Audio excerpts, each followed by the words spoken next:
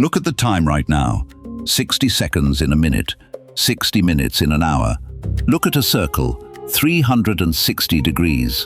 You never chose that system. Nobody alive did. It was handed to you, unchanged, by a people who lived on a hot mudflat 5,000 years ago, a people you were probably never taught to name.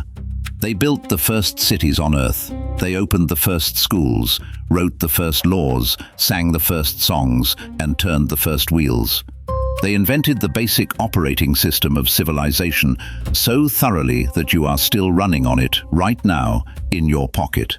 And then they disappeared, so completely that for nearly 2,000 years the human race forgot they had ever existed. This is the story of the Sumerians, the people who invented the future. And here's the strangest part. To this day, nobody knows where they came from. For 10 episodes, we've forged the ingredients of civilization one at a time: fire, farming, the city, writing, metal, money, kingship, law, the gods. Now we meet the first people who put every single one of them together, in one place, all at once. Will Durant opens his history of the ancient world. Right here, in the land the Greeks would later call Mesopotamia. The land between the rivers. It's a brutal place to build a paradise: blistering heat, no stone, no metal, no timber, and rivers that flood without warning. And that scarcity may be exactly why the Sumerians had to become the most inventive people who had ever lived.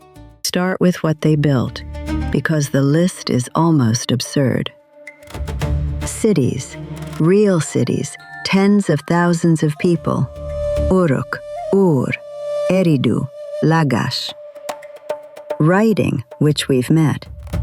The wheel, the plow, sailboats. Now here's one that should stop you: the first schools. We have the actual clay tablets, a boy learning to write in a tablet house, copying his lessons, getting caned by the teacher for sloppy work, and a father fretting over the report. 4,000 years before your school, there was homework, and a kid who hated it. They gave us the first written laws, the first proverbs, the first love poem, the first recorded court case. The scholar Samuel Kramer wrote a whole book just listing their firsts, 39 of them, and called it, perfectly, History Begins at Sumer. But the invention that reaches out and touches your actual day is the quiet one: mathematics. The Sumerians counted not in tens like us, but in sixties. Why 60? Because 60 is a magic number for dividing. You can split it into halves, thirds, quarters, fifths, sixths, and on, cleanly with no messy fractions. And that base 60 system never died. It's why right now there are 60 seconds in your minute, 60 minutes in your hour, 360 degrees in a circle. And they put that arithmetic to work on the sky. Sumerian priests watched the moon and the wandering stars night after night, and their counting seems to have grown up hand in hand with that watching. Divide the year by the moon, and you get your 12 months. Divide the circle of the heavens into 360 degrees, and you can chart a star's whole journey through it. The calendar on your wall, the clock on your wrist, the degrees on every map and compass, all of it still running on the same Sumerian arithmetic. 5,000 years later, we have replaced nearly everything else they built. Their math is the one thing nobody ever bothered to replace. Every time you check the time, you are, in a tiny way, thinking like a Sumerian. So here is a civilization that invented cities, writing, schools, law, and the clock. You'd expect them to be the most famous people in history. Instead, they're one of the most mysterious. Because of two things we genuinely cannot explain. The first is, we have no idea where they came from. Every people can usually be traced by their language. English is cousin to German, Hindi, and Latin. Arabic is cousin to Hebrew, but Sumerian is a language isolate. It is related to nothing, no known language on Earth. Ancient or modern is its cousin. It's as if they simply appeared. Now, some scholars think they migrated in, maybe farmers drifting down from the northern hills. Others point out that the settlements show unbroken local roots going back thousands of years, suggesting they were always there. The honest truth is nobody knows. Historians literally call it the Sumerian problem. And the second mystery is even stranger, because it's about forgetting. This civilization, the one that invented civilization, was erased. As later empires rose, Babylon, then Assyria, the Sumerians faded. Their language became a dead scholar's tongue, and then they slipped out of memory entirely. For roughly 2,000 years, nobody on Earth knew they had ever existed.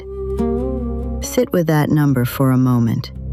2,000 years. That is the distance between you and the Roman Empire. For that entire span, while Athens rose, while Rome rose and fell, while cathedrals climbed over Europe, the people who had started it all were nobody's memory. Not a legend, not even a rumor, nothing. People read about Babylon in the Bible, but of the people who came first and built the foundation under all of it, silence. It was only in the 1800s, when scholars finally cracked the code of cuneiform, that a whole lost civilization came climbing back out of the clay.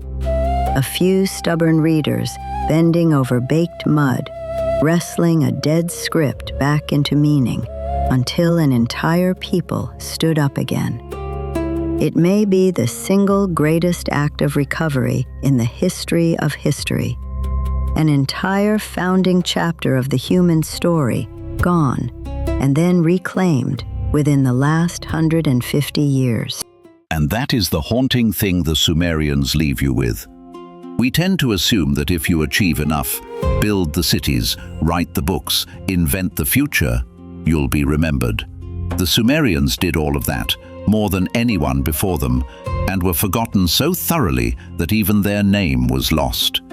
Every civilization believes it is the exception. The Sumerians, who invented everything, surely believed it too, and the forgetting came for them anyway. Patient, total, indifferent to achievement.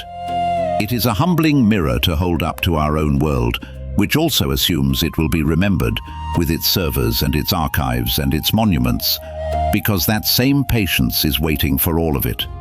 But here's the redemption in it, and it ties this whole season together. The Sumerians were not, in the end, truly lost, because they had invented the one technology that could carry a voice across a silence of thousands of years: writing. Their cities crumbled to mud brick mounds, their empire vanished, their gods were abandoned, but their words waited in the ground, and we learned to read them again. The dead schoolteachers and clerks and poets are speaking once more, and you carry a piece of them with you everywhere you go. The next time your phone tells you it's 1:30, remember, that little 60 is a message in a bottle from the people who invented the world and refused, in the end, to be forgotten. Next time on Civilization OS. At the center of every one of these Sumerian cities stood something enormous. Not a palace, not a fort, but a man-made mountain of mud brick climbing toward the sky, with a temple on top. The Sumerians believed their cities didn't belong to the king or even to the people. They belonged to the gods. And the whole economy, the whole city, was run as the household of a deity. Next, the ziggurats, the temple cities, and the staircases the Sumerians built to reach heaven.